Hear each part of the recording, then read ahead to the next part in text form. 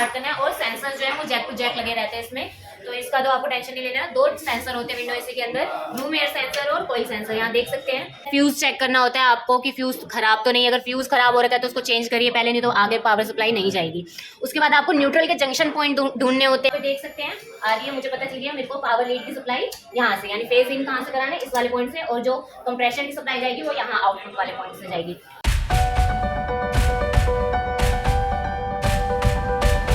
Welcome to ABC tech institute Uttam Nagar branch में Asia RSC trainer. आज आपको बताऊंगी कि विंडो एसी की वायरिंग किस तरीके से की जाती है विद पीसीबी, फुल कनेक्शन, एक एक चीज बताऊंगी कि कौन सी वायरिंग कहाँ करनी होती है, कौन सी वायर कहाँ डालनी है पीसीबी में कौन सा पॉइंट कहाँ पे होता है, पूरा step by step full connection आपको देखने को मिलेगा। तो वीडियो स्किप ना करें, पूरी वीडियो अच्छे से देखिए, लास्ट तक बने रहे हमारे साथ, और कोई भी आपके डाउट्स हो तो आप उसको कमेंट्स कर सकते हैं।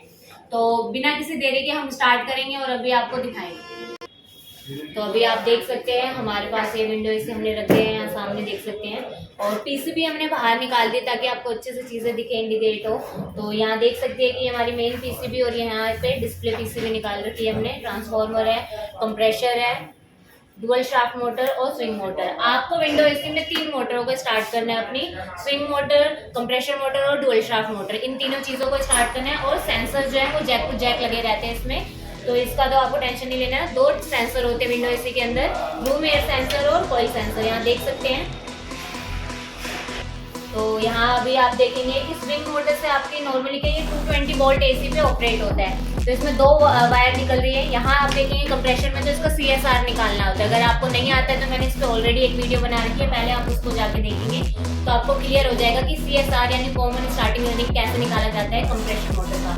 तो यहाँ पे ये भी इसकी 3 वायर, और मेरे को पता है ऑलरेडी मैंने इसका निकाल रखा है यहाँ पे, और ये रहा डुअल शाफ्ट मोटर। अब डुअल शाफ्ट मोटर के अंदर कभी 5 वायर की मिलेंगी आपको, कभी 6 वायर की मिलेंगी, डिपेंड करता है आपके पास मॉडल कौन सा है इसका। तो ये काफी पुराना मॉडल है हमारे पास, तो इसके लिए 6 वायर है। अब इसके कनेक्शन कैसे होते हैं 6 वायर की, अगर आपके पास कोई डुअल शाफ्ट मोटर हो तो उसमें हाई, मीडियम, लो, स्टार्टिंग, रनिंग, और एक और जो रनिंग दे रखी होती है वो कैसे आइडेंटिफाई करते हैं उसके ऊपर भी मैंने एक और वीडियो बना रखी है, अलग से बना रखी है, सेपरेट है, आप उसको जाके देखिए तो आपको चीजें जो है आपके कॉन्सेप्ट जो है वो अच्छे से क्लियर हो जाएंगे।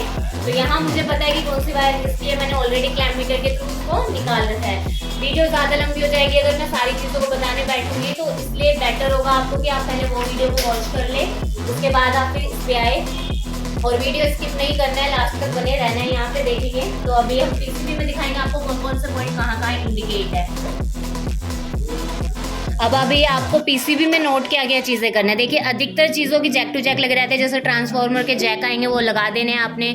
उसके बाद आप यहाँ पे देखेंगे तो यहाँ पे आपके सेंसर्स के हैं, दोनों सेंसर, रूम एयर सेंसर और कॉइल सेंसर के जैक टू जैक लगी हुई हैं चीज़ें। मेन आपको फोकस कहाँ करना है, रिले देखना है कि रिले कहाँ पे, उसका इनपुट और आउटपुट कौन सा वाला पॉइंट होता है। फ्यूज़ है, फ्यूज़ चेक करना होता है आपको कि फ्यूज़ खराब तो नहीं, अगर फ्यूज़ खराब हो रखा है तो उसको चेंज करिए पहले, नहीं तो आगे पावर सप्लाई नहीं जाएगी। उसके बाद आपको न्यूट्रल के जंक्शन पॉइंट ढूंढने होते हैं, फिर आपको डुअल शाफ्ट मोटर की रिले ढूंढने होते हैं कि हाई, मीडियम और लो की वायर कहाँ पे है, और एक स्विंग का जो आता है रिले, उसमें कभी कदार इंडिकेट रहता है किसी कोडिंग के थ्रू, या फिर कभी कदार क्या है वो स्विप करके लिखा आता है, या कहीं स्विंग लिखा होता है। तो अलग अलग पीसीबी अलग अलग मॉडल पे अलग अलग हिसाब से लिखा होता है। यहाँ पे मैं आपको दिखाऊंगी, यहाँ पे स्विंग के लिए DJ इस तरीके से शो कर रखा है, यहाँ देखेंगे आप पीसीबी में किसी किसी पे स्विप लिखा रहता है, किसी पे स्विंग भी लिखा हुआ रहेगा, तो आपको वो चीज़ देखनी होगी। फिर यहाँ आप अगर अभी देखेंगे तो यहाँ देखिए कि फैन लिखा हुआ है और यहाँ पे H लिखा हुआ है शॉर्ट फॉर्म में, यानी कि ये फैन की कौन सी स्पीड है, हाई स्पीड के बारे में बताया है। ये मीडियम स्पीड है, M लिखा हुआ है, यहाँ L लिखा हुआ है, यानी कि ये लो स्पीड के लिए।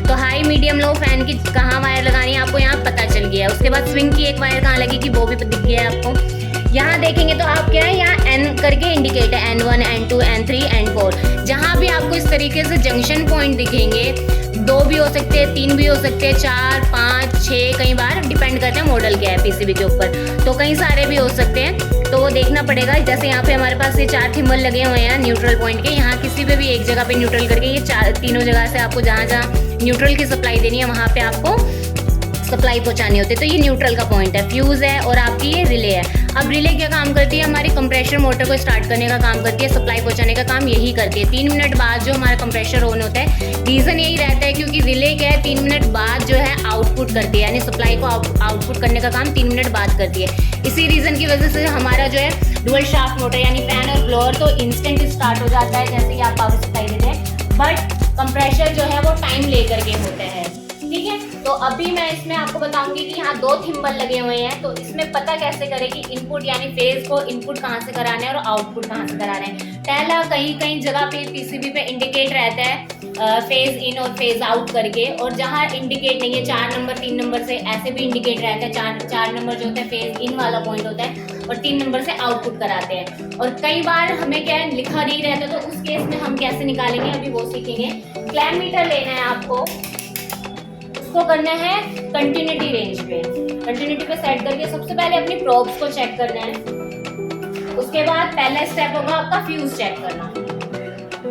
तो यहाँ देख सकते हैं मेरा फ्यूज ठीक है। उसके बाद आपको एक पॉइंट एक प्रोब फ्यूज पे रखनी है, उसके बाद रिले पे देखना है कि कौन से पॉइंट के साथ ये कंटिन्यूटी बोलता है। फ्यूज से रिले पे जिस पॉइंट पे आपका बीप साउंड आएगा, कंटिन्यूटी आएगी, वो आपका फेज इनपुट का पॉइंट होगा। तो यहाँ पे देख सकते हैं आ रही है, मुझे पता चल गया मेरे को पावर लीड की सप्लाई यहाँ से, यानी फेज इन कहाँ से कराना है इस वाले पॉइंट से, और जो कंप्रेशर की सप्लाई जाएगी वो यहाँ आउटपुट वाले पॉइंट से जाएगी। तो अब यहाँ पे हम वायरिंग करेंगे।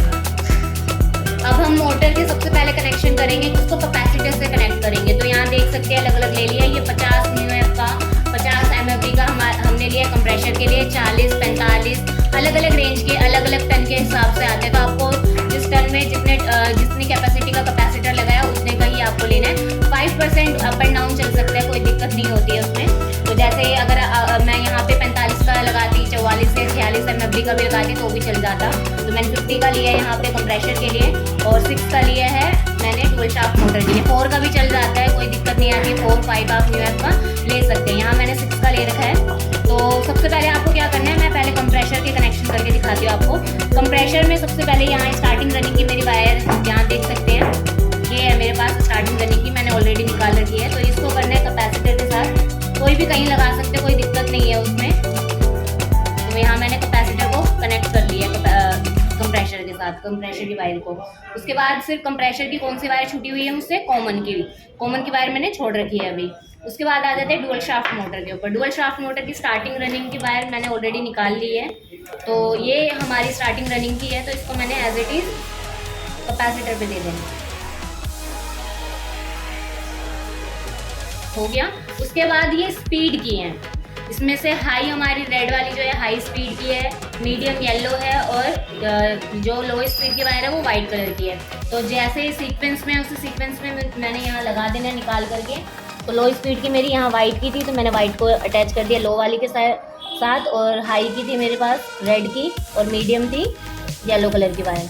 तो ये हाई मीडियम लो मैंने डुअल शाफ्ट मोटर की स्पीड की वायर लगा दी है यहाँ पे पीसीबी में। उसके बाद आप देखेंगे कि ये दूसरी रनिंग की वायर बची हुई है। तो ये दूसरी रनिंग की वायर मैं अभी न्यूट्रल वाले जंक्शन पॉइंट में दूंगी, क्योंकि इस मोटर को न्यूट्रल देना है। तो यहाँ से मैंने न्यूट्रल वाले जंक्शन पॉइंट से न्यूट्रल को देना है। अब ये मेन पीसीबी पहले मेन वायर लेते हैं, पावर लीड आपने लेनी है, फेज न्यूट्रल अर्थिंग की वायर आ रही। अर्थिंग जो है वो बॉडी पे देना है आपने। तो मैं नॉर्मली अभी आपको फेज और न्यूट्रल का कनेक्शन करने सिखाऊंगी।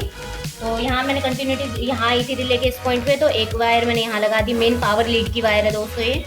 तो यहाँ मान लीजिए कि फेज दे दिया है मैंने, फेज न्यूट्रल आप इंटरचेंज कर सकते हैं, कोई दिक्कत नहीं है वैसे, पर सेफ्टी रीज़न के लिए हमें फेज ही देना चाहिए रिले पे। और न्यूट्रल वाला जो पॉइंट है वो मैंने न्यूट्रल के जंक्शन पॉइंट में, कहीं पे भी लगा सकते हैं जंक्शन पॉइंट में, तो मैंने यहाँ लगा दिया है।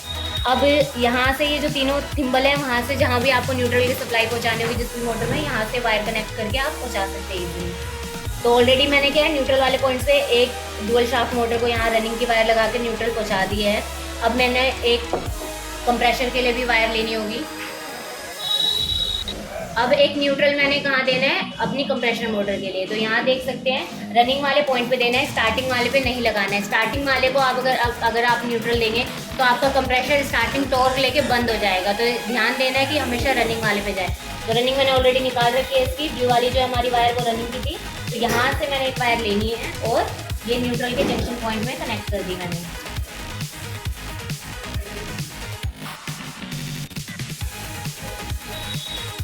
अब यहाँ से कंप्रेशर को न्यूट्रल चला गया है, ब्लैक वाली वायर से आपकी क्या है डुअल शाफ्ट मोटर को चली गई है, और एक अभी स्विंग मोटर को भी चाहिए न्यूट्रल। तो एक मैं स्विंग पे लगा, स्विंग की वायर मैंने यहाँ लगा दी न्यूट्रल की, इस तरीके से। तो देख सकते हैं मेरी तीनों मोटरों को मैंने क्या दे दिया न्यूट्रल। अब एक एक करके मैं क्या फेज दूंगी। तो फेज क्या है, मैंने ऑलरेडी हाई मीडियम लो से तो डुअल शाफ्ट मोटर को फेज दे दिया है। एक स्विंग की रही है तो स्विंग को स्विंग वाले पॉइंट पे लगा देना है जहाँ पे डीजे लिखा हुआ है। मेरी पिछले में इस तरीके से इंडिकेट की है कोडिंग के हिसाब से, तो यहाँ मैंने लगा दिया है। अब रह गया हमारा कंप्रेशर। तो कंप्रेशर की कॉमन है, कॉमन वायर को आपने देना है रिले के आउटपुट पे।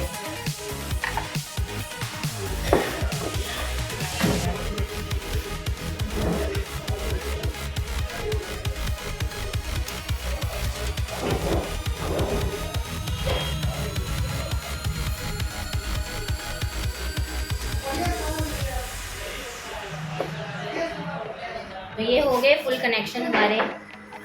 अभी हम आपको ऑन करके भी दिखाएंगे। तो पावर सप्लाई दे दीजिए।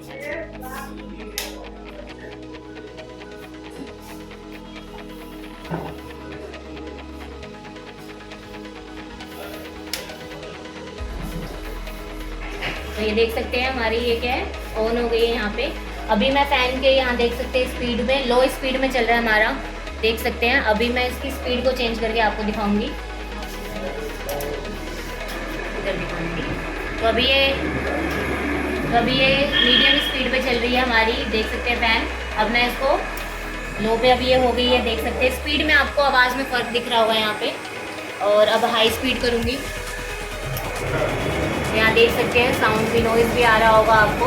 तो अभी ये फ़ैन तो कंट्रोल हो रहा है। स्विंग देख सकते हैं अभी ऑफ है। अभी मैं स्विंग को ऑन करने जा रही हूँ। तो यहाँ ऑन हो चुका है, पीछे से ये रोटेट हो रहा होगा। ये देखिए मैं हाथ लगा रही हूँ तो यहाँ मुझे पता चल रहा है कि ये रोटेट हो रहा है। और इस तरीके से ऑन ऑफ, यहाँ आप टेम्परेचर कम और ज़्यादा कर सकते हैं उस हिसाब से। टाइमर का है, यहाँ मोड है, कौन से मोड पे चल रहा है फैन, या कूलिंग मोड पे चल रहा है।